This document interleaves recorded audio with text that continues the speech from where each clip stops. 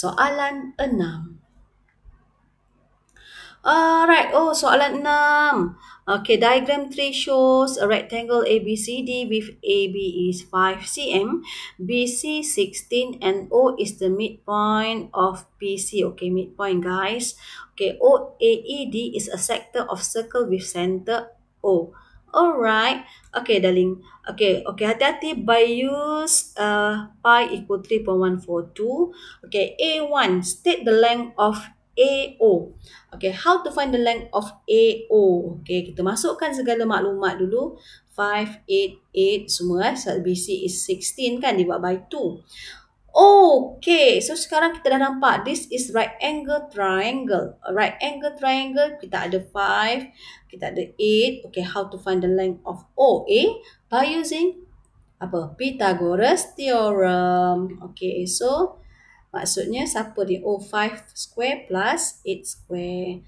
Kita dapat nilai, kita square root. Okey, kita boleh biarkan dalam bentuk ini atau boleh bagi dalam decimal. Make sure give your answer in 4 significant figures. Right? Okay, next. Zaz. Okay, so, find the angle of AOD in radian. AOD, okay, we still use the right angle triangle. So, kat sini sama kan, angle je.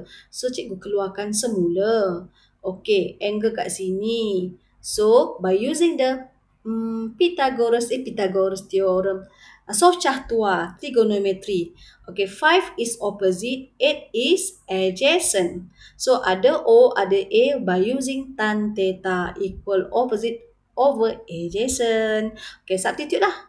Okay, tan theta equal 5 over 8. So, nak cari theta, shift tan. Okay, kita akan dapat 32.01 degree.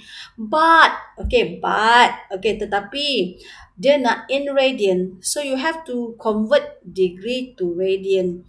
Okay, tunjuk working step tau. Kita nak AOD kan. AOD. Okay, AOD. This BC is straight line. So, how to find the theta yang warna biru ni? 180. Okay, minus theta merah. Dua-dua ni. Sebab dua-dua tu sama saiz. Darab 2. Okay, so kita akan dapat 115.98. Convert to radian. Okay, tunjukkan apa formula dia. Times pi over 180 pi. Kena tunjuk 3.142. Zaz. Yes, berjaya. Give your answer in 4 significant figures. Zaz. Okay, so next. Okay. Kita dah dapat semuanya. Cikgu keluarkan maklumat. Seterusnya, soalan seterusnya nak cari perimeter shaded.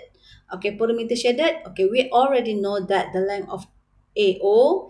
Okay, kita dah dapat AO, OD equal length. Okay, so kalau nak cari perimeter shaded, we have to find the length of AO, OB. Dah ada. And then the length of arc DEA. Length of arc, panjang lengkok. Okay, so cikgu buat macam ni. AO plus OD. Okay, kenapa cikgu buat macam ni? We have to plan. Kita kena rancang apa yang kita nak jawab.